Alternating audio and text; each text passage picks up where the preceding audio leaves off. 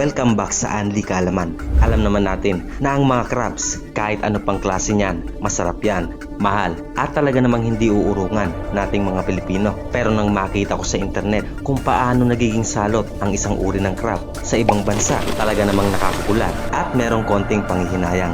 Ang mga special na uri ng crabs na ito ay espesyal dahil walang may gusto sa kanila, as in wala. Ayaw ng United States, ayaw ng Canada, New Zealand, Australia, South Africa at iba pang bansa. Dahil sa totoo lang, mula taong 2021 hanggang 2023, ang state ng Washington kasama ang kanilang mga partner na bansa at state ay nakahuli ng nasa 400,000 ng uri ng crabs na ito. Hindi nila kinain kundi pinatay. Ang mga crabs na ito ay tinatawag na European green crabs. Siyempre kulay green yan at tinuturing itong invasive species sa maraming bansa.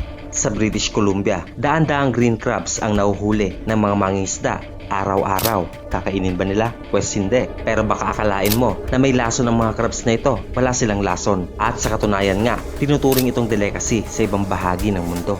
Sa Australia, isang trap pa lang ng mangingisda nakakahuli na ng nasa 400 piraso. Sa Denmark naman taong 2023, nahuli nila at pinatay ang nasa 46 na toneladang European green crabs. Wala na silang pakialam sa bilang dahil papatayin lang din naman nila ang mga crabs na ito na tila ba salot sa kanilang bansa. Ang maramiang crab hunting na ito ay nagaganap pa rin magpahanggang ngayon sa mga apektadong bansa. Pero bakit nga ba? Sobrang determinado ng mga tao na patayin ang mga uri ng crabs na ito. At bakit may mga gobyerno na babayaran ka pa para lang manghuli at patayin ang mga kawawang crabs? Well, yan ang malalaman natin at bago natin simulan, huwag kakalimutang mag-like at mag-subscribe kung hindi ka pa nakakapag-subscribe at sisimulan na natin.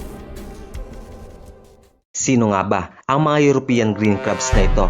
Pues sa pangalan pa lang, sigurado na galing ang mga crabs na ito sa kontinente ng Europa. Ang mga green crabs na ito ay nakarating sa North America 200 taon na ang nakakalipas sa pamamagitan ng mga European ships na dumaong sa kontinente ng Amerika. Pero hindi na importante yan dahil ang mga green crabs na ito ay hindi lang matatagpuan sa Europe at North America kundi sa halos buong bahagi na ng mundo. At syempre maliban sa Antarctica. Ano nga ba ang nagagawa ng mga uri ng crabs na ito? Well, ang mga green crabs ay nagdadala ng gulo at pinsala sa kahit na anong lugar o bansa na mapupuntahan nila. Isang adult na green crabs pa lang ay kaya ng kumain ng 40 maliliit na clams kada araw. Mas marami sila sa iisang lugar, mas malala ang sitwasyon. Sa state ng Maine, sa bansang USA halimbawa, 99% ng batang clams ang inuubos ng mga green crabs na ito. Ayon sa mga eksperto, nasa $19 million kada taon ang napipinsala ng mga green crabs sa fishing industry sa East Coast pa lamang yan ng United States. Base sa estimate, nasa $890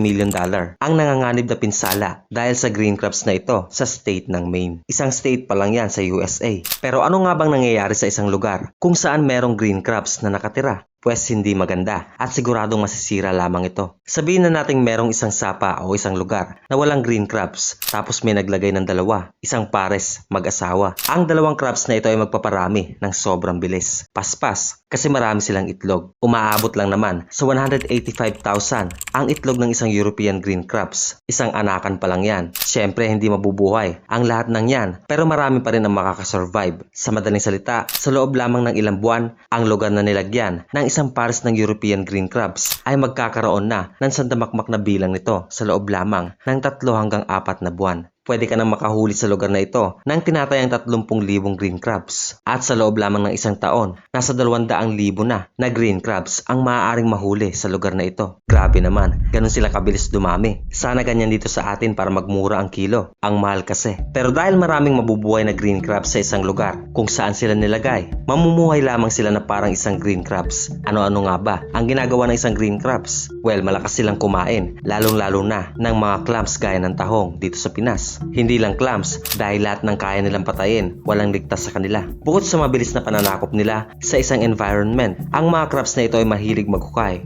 Maghukay ng mga ugat-ugat ng halaman, lalong-lalo na ng mga seaweed na importante para sa ibang hayop, mga vegetation na nagsisilbing tirahan at taguan ng ibang hayop para hindi sila makain ng mga predator. Hindi naman daw sinasadya ng mga crabs na sirain ang mga halaman sa tubig. Naghukay kasi sila ng tirahan at nadadamay lang ang pagkabunot sa mga halaman na ito Yun nga lang, ang mga seaweed sa mga gilid ng dagat ay nagsisilbing proteksyon para hindi mangyari ang coastal erosion. Nagpuproduce din ito ng pagkain at oxygen sa tubig, kaya vital na vital ang mga ito sa environment. Yun nga lang, walang pakialam ang mga crabs dito dahil hindi naman nila ito alam. Ginagawa lang nila ang mga normal nilang ginagawa. Walang personalan, ika nga, trabaho lang. Matapos mawala ang mga seaweed at mga vegetation sa paligid ng mga lugar kung saan may tubig, unti-unti ding nawawala ang mga local na hayop sa mga lugar na ito. Halimbawa niyan ang mga softshell clams, mga scallops at mga native na uri ng crabs sa mga lugar na ito. Dahil nga ang green crabs ay tila ba nagiging top predator sa mga lugar kung saan sila napapadpad. Nasisira nila ang food chain sa isang lugar, nasisira ang balanse ng mga bagay-bagay at hindi magtatagal, mawawala ang ibang uri ng mga hayop na original na nakatira sa lugar na ito. Tanging mga damage at lupa lang at pati madaming crabs ang matitira sa lugar. Ang problemang ito ay nangyayari sa maraming bahagi ng mundo pero hindi naman sa lahat. Dahil nga sa ibang lugar, tinuturing naman na delicacy ang mga crabs na ito kaya walang masyadong problema. Tama? Well, kahit pa sa mga Asian countries kung saan natatagpuan ang mga European green crabs, meron pa rin silang dalang pinsala at hindi na mawawala yan. Ang mga pangunahing lugar kung saan matatagpuan ang mga uri ng crabs na ito ay sa Europe syempre, sa North Africa, South Africa, North America at Central America. Pero naisip ko na baka dapat i-consider ng gobyerno natin na kumuha ng mga uri ng crabs na ito para naman mapakinabangan sila ng mga Pilipino.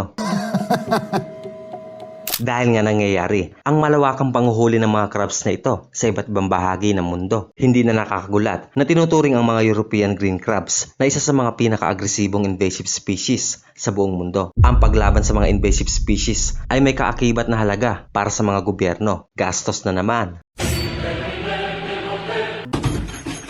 Halimbawa sa United States, nagbabayad ang kanilang gobyerno sa mga hunter kapag nakakahuli sila ng mga crabs na ito. Wanted na ang crabs. At hanggang ngayon, nagbabayad pa rin sila para dito. Pwede mo ang gawing trabaho to kung doon ka nakatira. Halimbawa, ang isang crabs ay babayaran ng US ng 40 cents at sa pera natin, nasa 20 pesos yan mahigit. Malaki yan sa atin pero maliit yan para sa mga taga-US. Subalit maliit man para sa kanila, marami ka naman pwedeng mahuli para mapalobo ang kikitain mo. Pero depende yan kada states dahil hindi sila pare-pareho ng bayad. Sa state ng Washington, nasa $5 ang binabayad nila. Kulang-kulang 300 yan. Makasampung crabs ka lang, paldo ka na. Bukod sa mga nagpapabayad sa gobyerno, meron namang mga nagbo-volunteer, mga taong may malasakit sa kalikasan. Bukod sa mga volunteer at sa mga hunters na nanguhuli ng crabs, meron pa sigurong ibang paraan para labanan ng mga invasive species na ito. 2025 na ngayon, marami na tayong makabagong teknolohiya. At syempre hindi pa naman tayo gagamit ng mga robot para patayin ang mga crabs na ito. Pero maaari silang gumamit ng mga high-tech na kagamitan gaya ng pinapampatay nila sa mga karpa na invasive species din para sa kanila. Isang espesyal na bangka na may malapad na net parang pakpak ng malaking ibon. Pero ang mga net na yan ay hindi basta-basta. Meron niyang mga kuryente. Pagdaan niyan sa tubig, mga 5 minuto pa lang, maglulutangan na ang mga isda. Nasa 500 mahigit. Ganon katindi ang pamatay nila sa karpa. Pero parang pangkuryente lang yan dito sa atin. Mas maliit nga lang.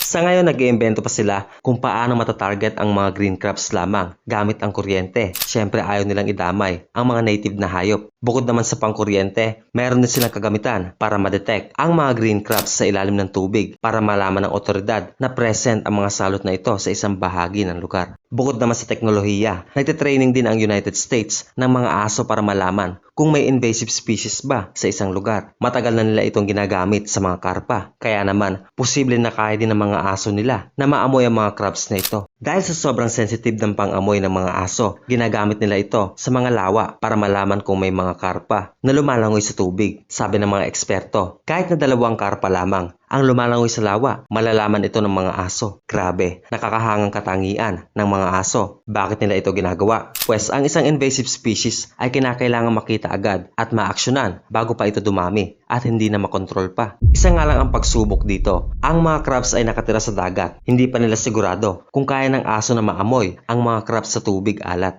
Bukod sa mga yan, meron pa ring ibang paraan para makontrol ang populasyon ng mga crabs na ito. Yan ay ang paggamit ng iba pang predator na hayop.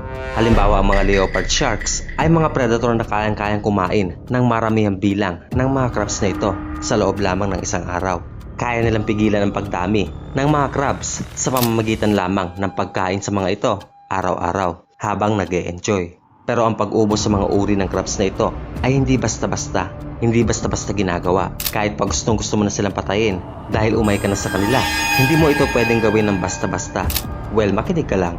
Ang mga European green crabs ay espesyal at narito ang isang malaking halimbawa dito. May isang malaking populasyon ng European green crabs sa isang lagoon sa norte ng San Francisco. Sa sobrang dami ng crabs, lumalangoy ang mga tao habang kumakapit ang mga crabs na ito sa mga paa at binti nila.